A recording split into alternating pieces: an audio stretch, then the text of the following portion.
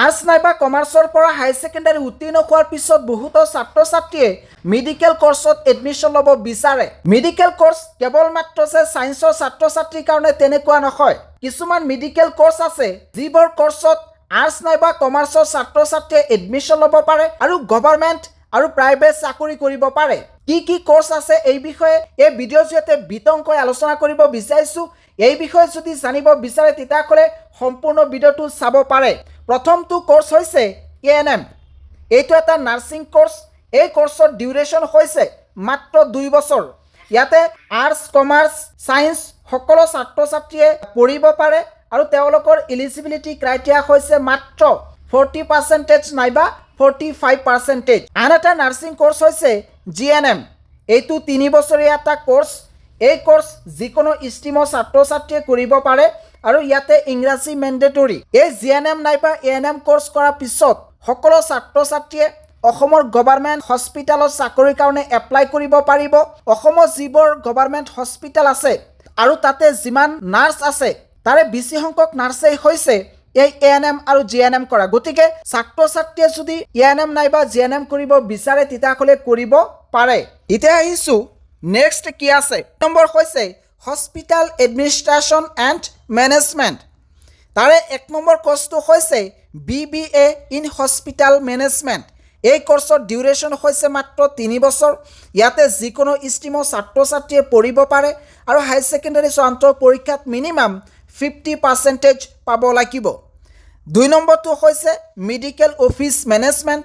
এইটো 1 পৰা 2 বছৰ আৰু এনি ষ্ট্ৰীম অৰ্থাৎ সায়েন্স আৰ্টছ কমাৰ্চ যিকোনো ষ্ট্ৰীমৰ ছাত্ৰ ছাত্ৰীয়ে কৰিব পাৰে আৰু ইয়াতে কিন্তু পাৰ্চেণ্টেজৰ কোনো কথা নাই। 3 নম্বৰটো হৈছে হেল্থ ইনফৰমেশ্যন মেনেজমেণ্ট।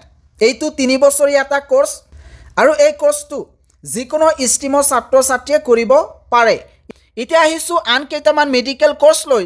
তাৰে 1 নম্বৰ হৈছে BA ইন সাইকোলজি। এইটো মোষ্ট ডিমাণ্ডিং এটা কোৰ্স। এই কোৰ্সৰ ডিউৰেশ্যন হৈছে 3 বছৰ। যিকোনো ষ্ট্ৰীমৰ ছাত্ৰ ছাত্ৰীয়ে এইটো কৰিব পাৰে। 2 নম্বৰটো হৈছে বেচেলৰ অফ ছ'চিয়েল ৱৰ্ক। ইয়াক চমুকৈ BSW বুলি কোৱা হয়। ইয়াৰ ডিউৰেশ্যন হৈছে মাত্ৰ 3 বছৰ আৰু যিকোনো ষ্ট্ৰীমৰ ছাত্ৰ ছাত্ৰীয়ে কৰিব পাৰে। আৰ্টছ কমাৰ্চৰ ছাত্ৰ ছাত্ৰীয়েও কিন্তু এই কোৰ্সটো কৰিব পাৰে। 3 নম্বৰটো হৈছে নিউট্ৰিশ্যন এণ্ড ডায়েটেটিক্স। এইটো এটা ডিপ্ল'মা কোৰ্স। 2 নাইবা 3 বছৰতে এই কোৰ্সটো কমপ্লিট হয়। যিকোনো ষ্ট্ৰীমৰ ছাত্ৰ ছাত্ৰীয়ে এই কোৰ্সটো কৰিব পাৰে। এতিয়া আহিছোঁ 4 নম্বৰলৈ। 4 নম্বৰৰ প্ৰথমটো হৈছে ইমাৰ্জেঞ্চি মেডিকেল টেকনিচিয়ান। ইয়াক চমুকৈ EMT বুলি কোৱা হয়। ইয়াৰ ডিউৰেশ্যন হৈছে মাত্ৰ 1 বছৰ। 2 নম্বৰটো হৈছে জেনেৰেল ডিউটি এছিষ্টেণ্ট। ইয়াক চমুকৈ GDA বুলি কোৱা হয়। ইয়াৰ ডিউৰেশ্যন হৈছে 6 পৰা 12 মাহ। আন এটা হৈছে এক্সৰে লেব এছিষ্টেণ্ট। এইটো ভকেশ্যনেল 1 পৰা 2 বছৰ এই কোৰ্সটো কৰিব লাগে।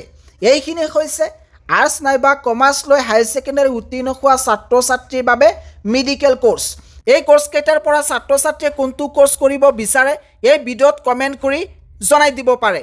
ইয়াতে যিকেইটা কোৰ্স আছে তাৰে ভিতৰত বেষ্ট কোৰ্স হৈছে ANM আৰু GNM।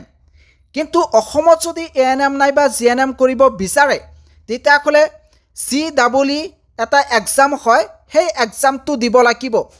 শ্ৰীমন্ত শংকৰদেৱ ইউনিভাৰ্চিটিয়ে এই CEE এক্সাম অনুষ্ঠিত কৰে।